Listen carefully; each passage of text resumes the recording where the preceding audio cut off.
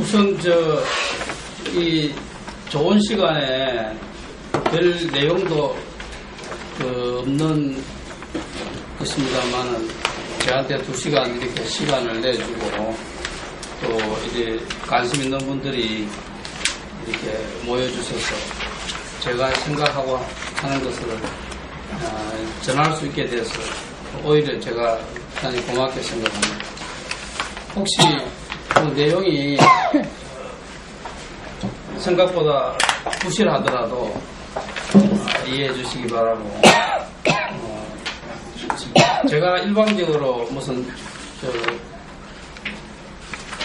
특별한 강의를 한다기보다는 평상시에 제가 그 하이쿠하고 환경이라는 것이 어떤 의미에서 이렇게 연관이 있을까 그런 생각을 해왔는 것을 그 중에 일부를 여러분들하고 공유하고 싶다 그런 생각을 가지고 왔습니다.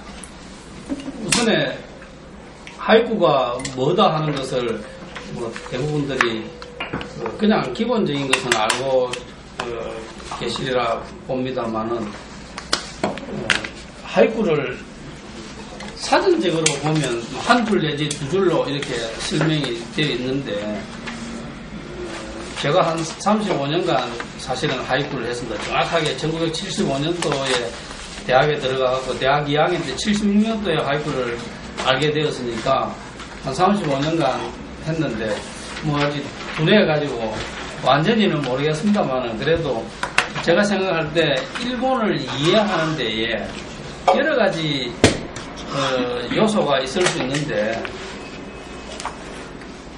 그 중에 한국인들이 소홀히 하는 것 중에 하나가 하이쿠다. 나는 거꾸로 이렇게 생각하고 싶습니다. 그렇게 한국인들이 일본에 대해서 너무나 많이 관심을 가지고 있고 또 어떤 분야에서는 일본인들의 연구 분야와 견줄 수 있을 정도로 깊은 연구들을 하고 있고 또 그 성과물을 내고 있는데 그에 비해서 하이쿠는 너무 외면당해온 것이다. 어떤 면에서는 관심을 가지지 않았다. 그렇게 보아집니다. 그런 측면에서 보면 일종의 블루오션이다.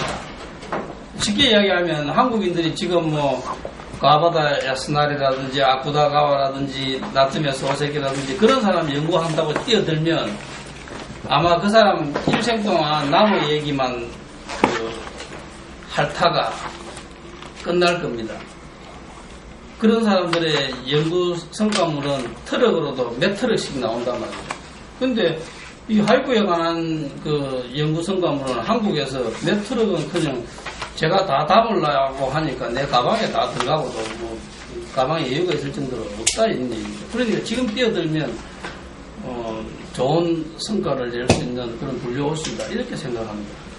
그러면 왜 그럼 한국인들은 그럼 하이쿠를 그냥 외면했을까? 나름대로 고민을 해보니까 한국인들 입장에는 이 하이쿠가 정서적으로 이거는 하나의 어떤 완성된 문학이다, 문화다라고 생각할 수가 없어요. 우리한테 가장 친숙한 시조라는 게 있는데 시조는 초장, 중장, 종장이라 해가지고 기승전결로 딱 떨어져야 좋은 시조가 됩니다. 시조하는 작가들하고 만나서 이야기해보면 시조는 기성정결이라는 어떤 초장, 중장, 종장이라는 게 있어서 그게 딱 맞아 떨어져야 하나의 작품이라고 봅니다. 그런데 하이쿠는 그런 식으로 하면 안 됩니다. 그러니까 한국 사람한테 아무리 일본 사람이 이건 좋은 하이쿠다라고 한국 사람한테 보여보면 이게 뭐 하이쿠고 책 제목도 아니고 그렇게 이야기한다는 거죠. 그러니까 어떤 정서상으로 한국인들이 쉽게 받아들이지 못하는 이거는 하나의 어떤 한국적인 문화라고 볼 때는 이건 하이블루다. 제대로 된 문화가 아니다. 이렇게 오랫동안 인식할 수밖에 없는 요소를 가지고 있다. 자, 그렇다면 그러면 한국 거 좋다고 한다. 딱 떨어져야 된다. 과학적이어야 된다. 이성적이어야 된다. 그거 많이 해갖고 살림 좀 나아졌습니까? 잘난 유럽 과학이 발달하고 산업혁명이 시작하고 잘난 유럽 지금 무슨 꼴입니까? 그럼 우리가 지금까지 최고라고 선이다, 이게 아주 중요한 것이다 라고 믿어왔고 교육받아왔고 했던 것에 대한 우리가 반성을 해봤느냐 라고 했을 때 우리는 남이 이루어 놓은 것이 최고다라고 명목적으로 따라가지 않았느냐, 그런 측면에서 볼 때 나를 되돌아보는 반성하는 데 있어서는 하이쿠가 우리한테 주는 메시지는 있다 말이죠. 그러면 좋다 이거죠.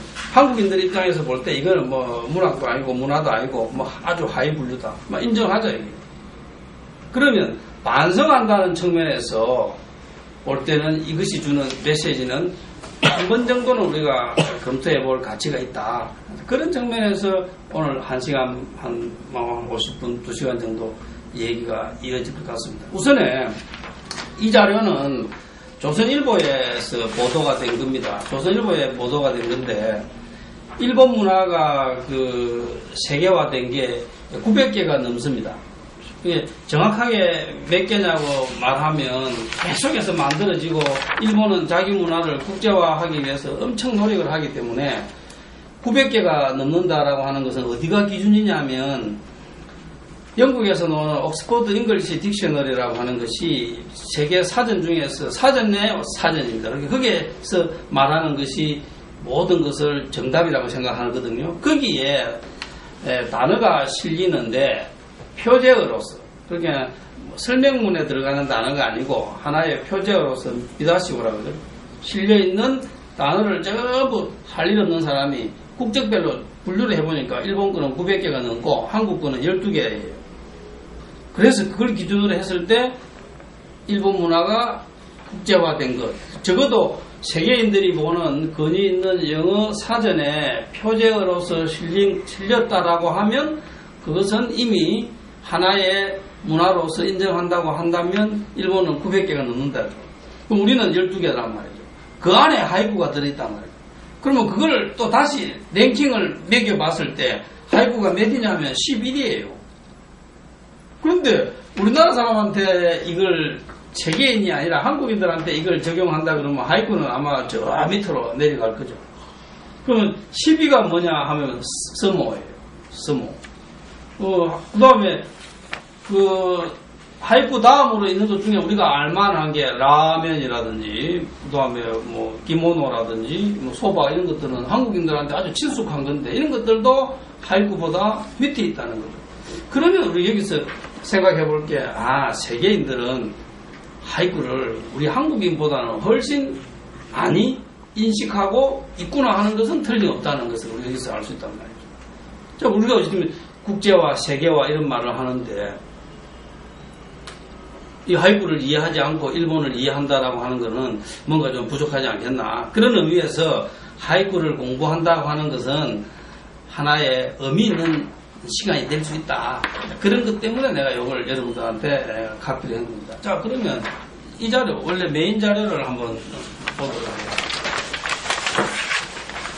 메인 자료에 제가 이거 논문이 아니고 그냥 생각나는 대로 정리한 거기 때문에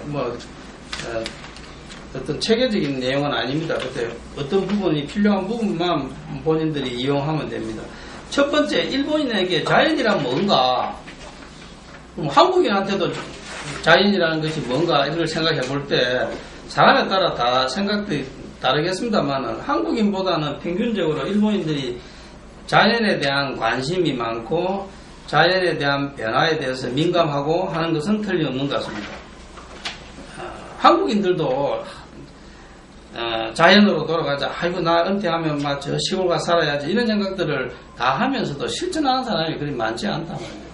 그러나 일본인들은 자연의 아주 작은 사소한 변화에 엄청 민감합니다. 왜냐하니까 일본인들은 삶 속에서 자연을 분리해버리면 생존이 불가능하다는 거예요. 그래서 나중에 밑에 그 부는 왜 내가 이 부를 여러분들한테 소개하려고 하는가 하는 것은 나중에 결론 부분에서 얘기할 겁니다. 계속 1시간 동안 일본인들에게 자연이란 뭔가를 한번 하도록 생각해 보기 바랍니다. 그 다음에 일본인에게 환경이란 건 뭘까? 우리도 환경의 중요성을 다 이야기를 합니다. 정말 하이쿠하고 환경하고는 아주 삐따리하고 정말 매치가 잘 되는 부분이 있습니다.